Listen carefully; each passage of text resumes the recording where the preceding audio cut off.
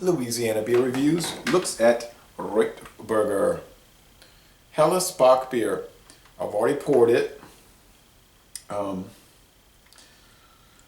It's a product of Germany. This company, originally a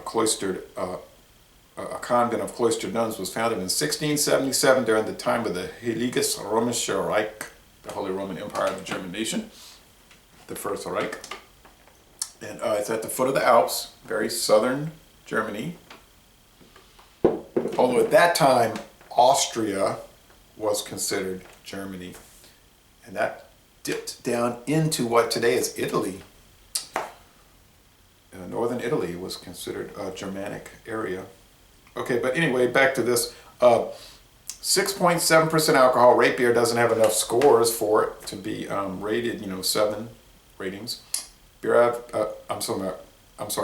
Rate beer does give it a little score, 46 out of 100 and a 61 out of 100 for the style with 26 ratings. Not very good. There are no video reviews on YouTube that I could find, so this is the first video review for this beer in the world. It had a pretty thick white head. You can see it's leaving an abundance of lacing. It's got a bright, not totally clear, bubbly golden appearance, which makes sense because that's what Helles Bock means. Bright Bock. Bock meaning strong beer. Goat. Bock means goat because the beer kicks you, like a goat would, maybe a billy goat might kick you, so that's like malt liquor whole terminology thing, even back hundreds of years. Translated into America, you'll see all the strong lagers with names like, Silver Thunder, which isn't around anymore, or Big Bear, which also isn't around anymore, by the way. The aroma. Now they said, I was reading about Helles Bocks, and it's true. The hoppiness is very low. It's there.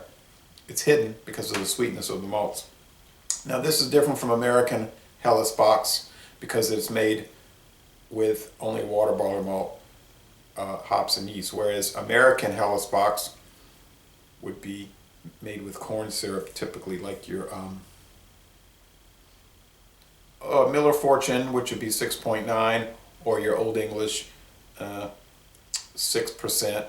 Or now when you want to get into the Doppelbocks, you'd be looking at Ice House Edge 8%, something like that, or Colt 45 High Gravity 8.5, when you're really getting powerful. Some non-adjunct American Doppelbocks would be something like Andy Gator from Abita, which is 8%, formerly known as Andy Gator Malt Liquor, right? But that name sort of had some bad connotations in America, so they changed the name to Andy Gator Helles Doppelbock. All right, so there's a little spiciness here, a little bit of grassiness from the hops. Pretty good, strong, and I was about to say interesting, but it makes sense. Interesting, barley, bready, almost like sourdough flavor. The body is medium to heavy, down more towards medium, but medium to heavy. And the finish is not clean, but it is fairly crisp, and the drinkability is very good. I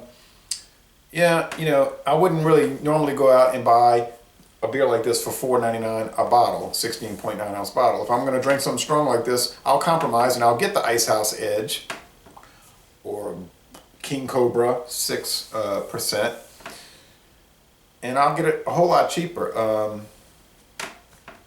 Ice House Edge is $2.99 for a 4-pack, and this is $4.99 for one bottle. So it's how you balance it.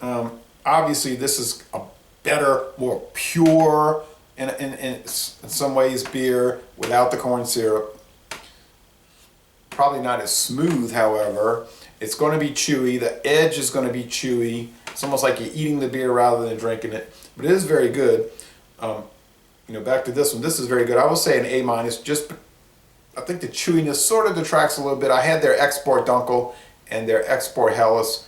I found those were a little better, but they're not as strong. They're more in the 5% range, which is maybe more appealing to me. Excuse me. This is a fantastic beer nonetheless, and I would highly recommend it. So, all winners so far from Reutberger. Fantastic, wonderful, delicious, etc., etc.